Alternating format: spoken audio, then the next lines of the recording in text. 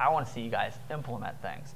So I asked Chris Atley, who's somebody who I've worked with, a friend of mine, has been a client of mine. So today we're going to talk about accountability, and I'm really happy to be talking about it because as a coach, of course, I believe wholeheartedly in accountability, and it really is what is going to make it or break it with your success and with achieving your goals and your bigger plans and your bigger dreams. And the accountability has to be there. And I know that for different people and different organizations, accountability can mean different things.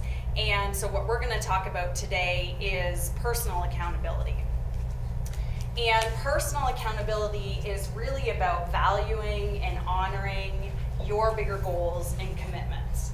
So it's making the commitment to do whatever it takes to achieve your goals and bring those bigger dreams to fruition. And it's really about being responsible for your actions, right? So for doing what you say you're going to do and seeing it through so that you can make really big things happen.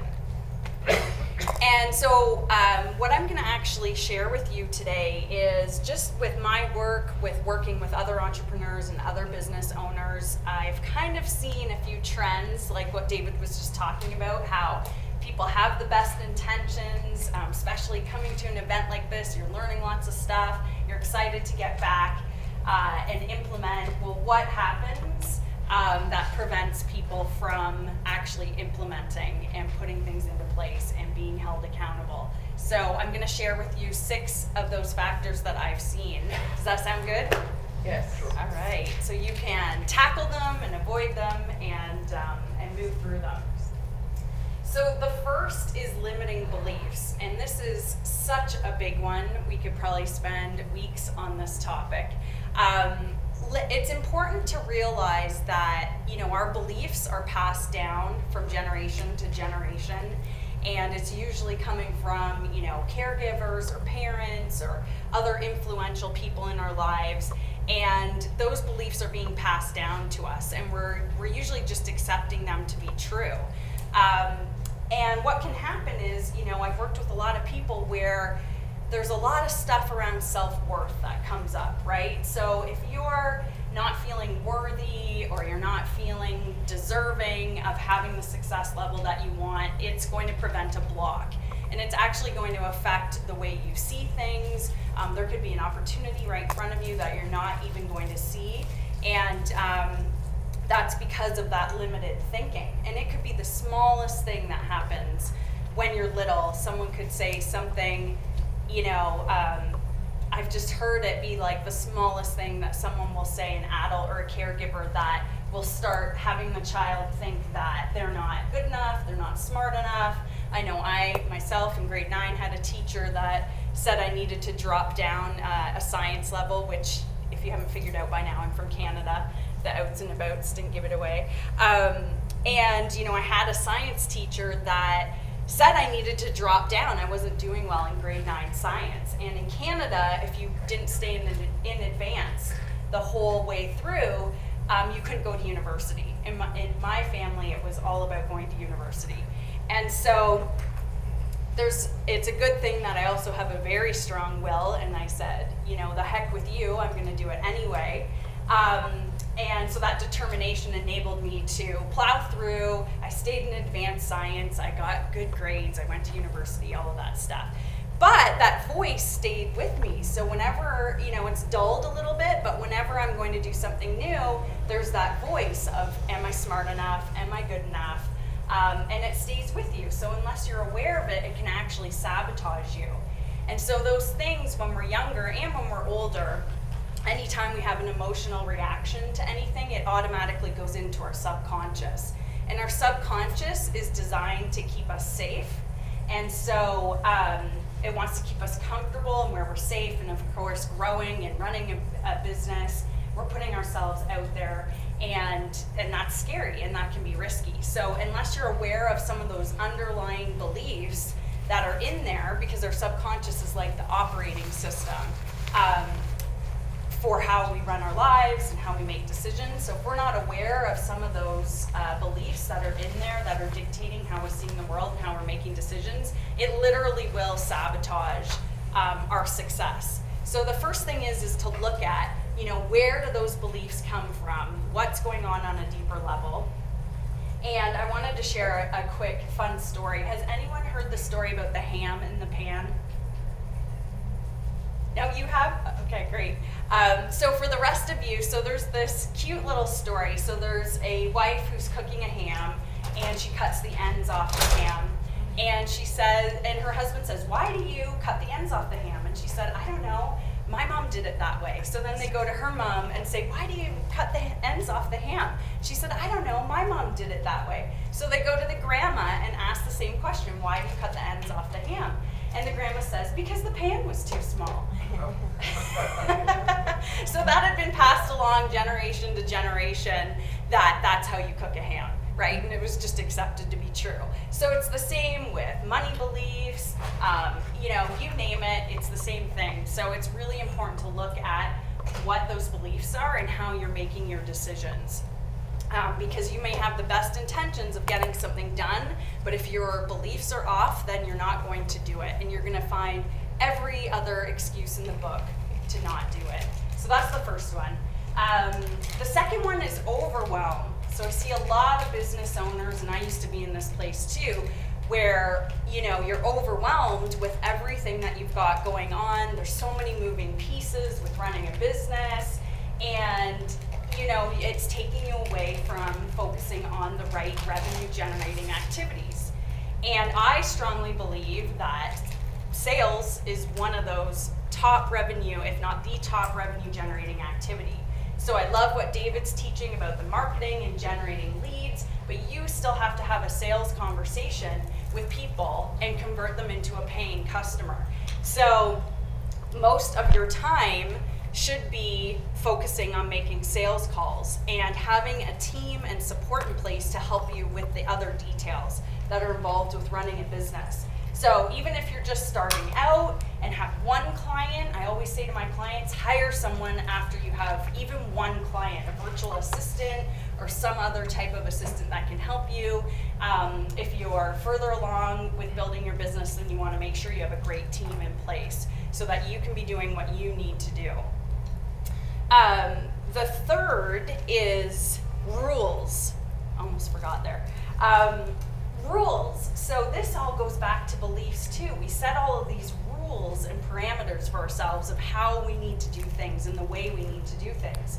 So a great example is making sales calls. And I used to be like this. I know some of my clients were the same way, that they needed to have this quiet environment. There couldn't be any background noise. I think for me that came from my corporate days with having this, pristine office and everything being just perfect before getting on the phone. So I know that was a rule that I had to overcome, that it doesn't matter, just make the calls, right? You want to be set up for success. Don't let those rules dictate and sabotage your success. Who's seen the movie Jobs? I love that movie, so if you haven't seen it, I highly recommend that. But he's working out of his garage with his team and friends. Don't watch that before you go sailing with me. I'll probably do it afterwards. I'm sorry. That's okay. Martha had some trouble on the boat thing. This is Jaws. It really ruined her sailing experience. That's true. And I've been sailing on that trip too. Jobs or Jaws? Jobs. Oh, that's a job. Jobs. I'm trying to figure it out. I'm like, there's a connection. I'm listening, David. I'm listening. Jaws too. I'm like, did you go sailing? She said Jobs. Jaws. We know where you are. I know. He's out of the ocean. Everything's back to the sailing. I totally did. I heard Jaws. Say Well, I know you love the beach and stuff. I thought you were gonna tell people about you were like eating a shark or something. I was like, it's really good interesting. You're busted, David. As you were. Jobs. He's on the sailing boat. So in that movie, I love that, he starts off working, putting everything together from his parents' garage, right? And I just love the part where he's trying to make things happen. He's in the backyard. They have one of those old phones, right, with the cord, and he's pulling it out, dragging it out into the backyard, and making all of these sales calls. And I thought, that is so awesome. So, you know, there doesn't have to be all these rules around how we do things and how we operate, because those rules go back to our beliefs, and they're really, you know, there to keep us safe, right? Again, with the subconscious, and are going to essentially sabotage our success. So really look at those rules that you've created for yourself and, you know, why they're in place. I remember a long time ago, I was, we had just moved to California from Canada. I was getting the house, you know, set up, the kids settled, so I dropped down with how many clients I had. And I remember doing all of these like crazy things around the house and trying to get everything handled. And one day I said to my husband, like, what do you expect of me when you go to work and you come home?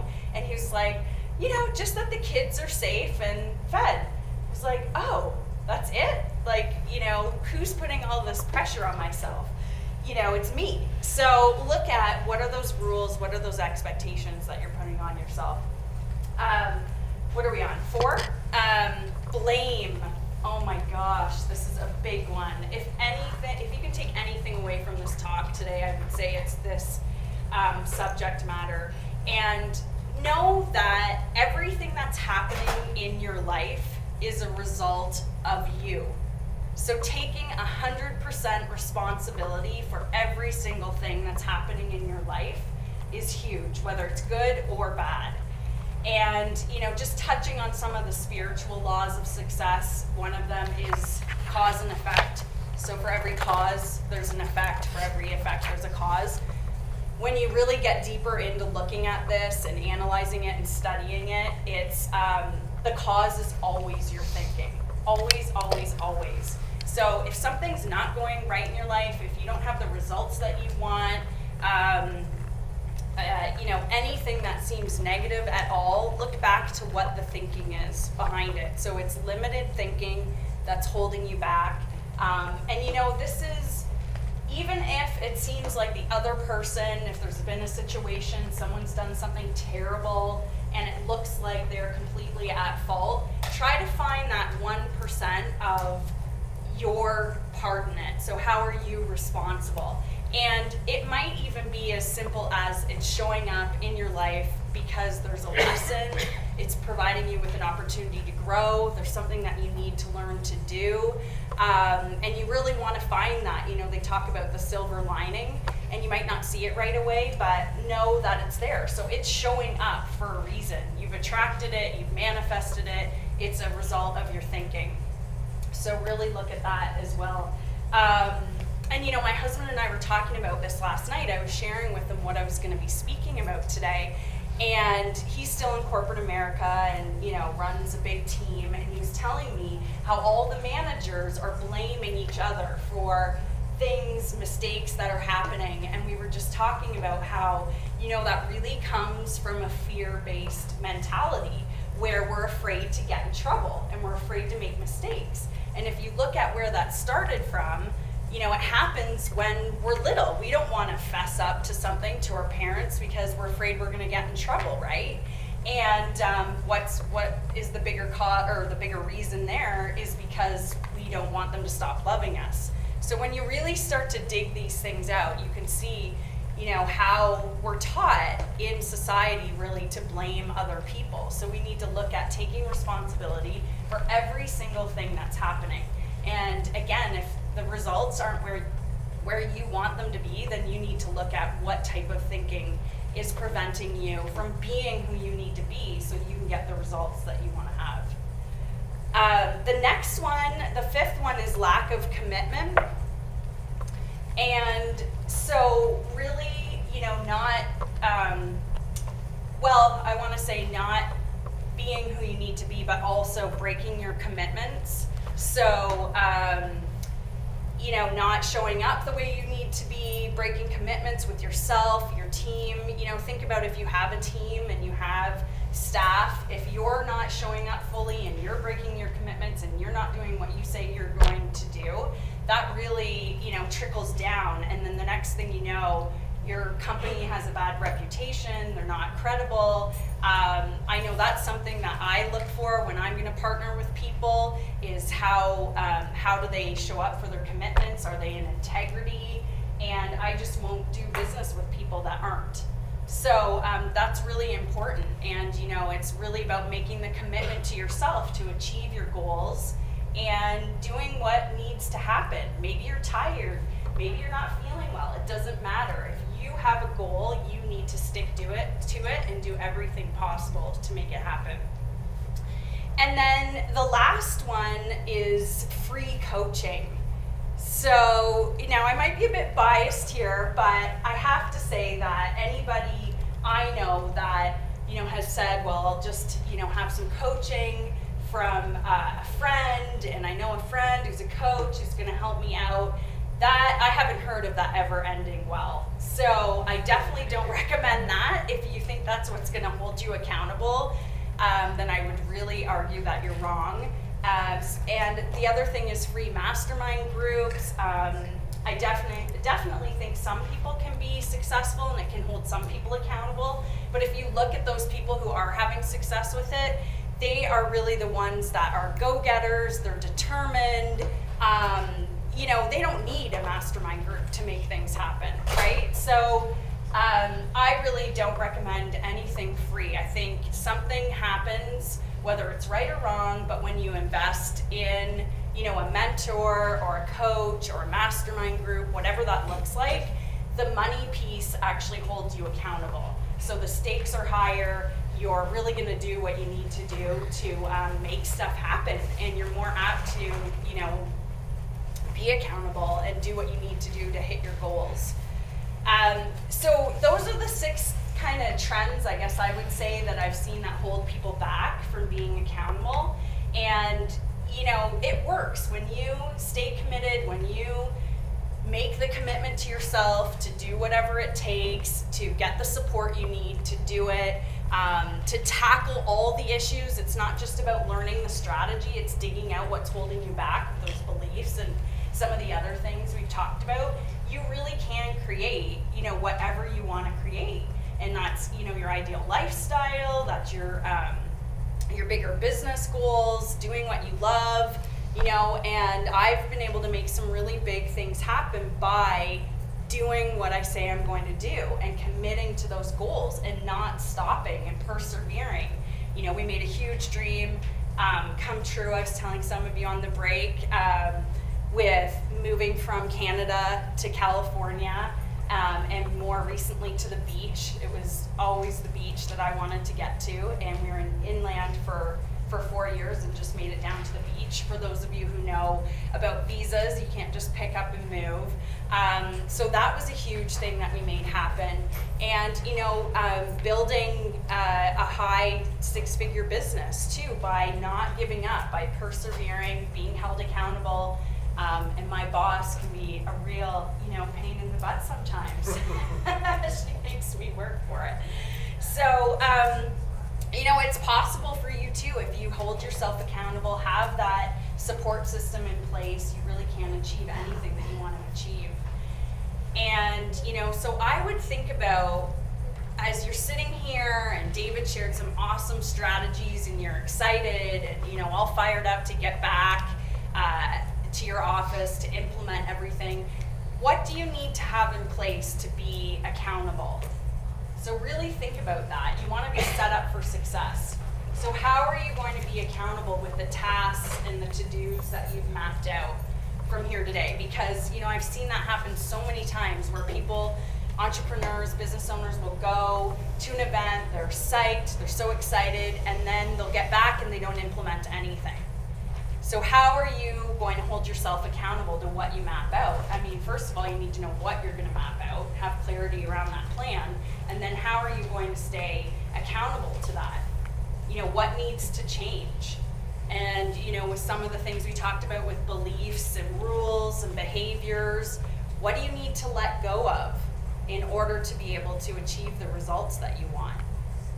What do you need to adopt? What do you need to add in? What needs to shift? What needs to change?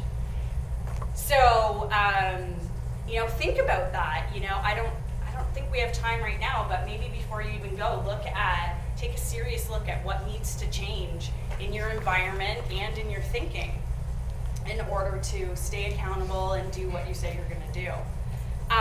So for those of you who want to, connect with me further, Tara's going to pass out some forms there, and I told David that I would offer everyone a 30-minute clarity session, clarity call, I call them, which I don't really do that often anymore, but I'm happy to do that for all of you and get on the phone. People have had some really great results with just one phone call. Someone the other day was able to clear up an anxiety block she'd had for 6 months that was preventing her from doing what she needed to do. And someone else was able to dig out a self-worth issue. He started charging more and tripled his business. So definitely take advantage of that. I'm also giving out an ebook that I have coming out that's all about spirituality and sales, and where I get more in depth about having that type of a sales conversation.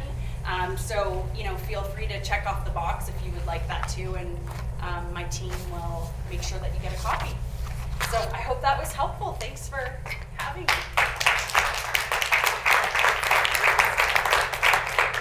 So yeah, we work with some great people, and a big part of these events is always just trying to connect you. So definitely worth just getting on the phone with Chris and just talking to her, seeing if there's things that there's a match. You might also know of other people that are a good fit for her, and she might know of other people that are a good fit for you.